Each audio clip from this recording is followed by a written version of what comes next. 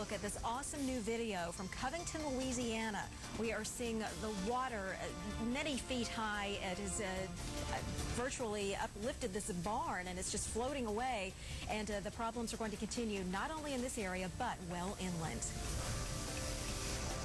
Well, this morning, the streets of Mobile, Alabama also turned into rushing rivers. Reporter Tony Thomas of WAGA gives us a closer look at Mother Nature's fury.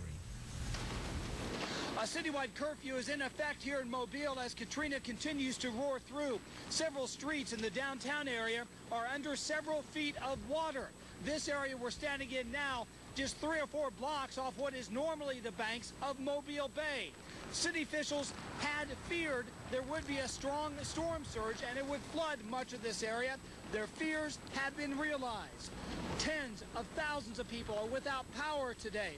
Down in Battleship Park, which is on the northern end of Mobile Bay, the whole entire area is underwater. We are hearing reports of homes on the edge of the bay that are normally 12 and 13 feet built up have water, 16-foot waves of water coming through their lower stories.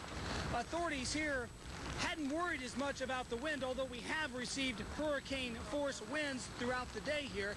Their biggest worry has been this storm surge. They put the curfew in effect because they fear once these winds die down, residents will get out and try to look around and come across this heavy water on the streets and possibly find that those streets aren't there.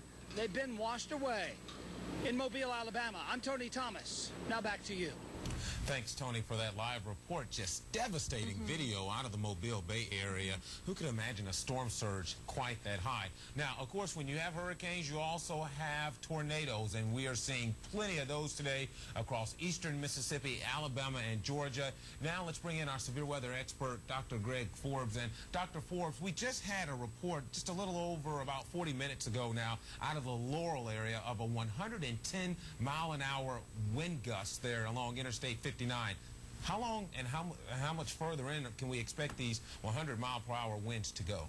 Well, that's with that inner eye wall of Katrina through the afternoon, and it's going to go north about as far as Meridian, Mississippi. Let's take a look. Here is that 100-mile-per-hour type core. It's like a 25-mile wide F1 tornado blasting its way across.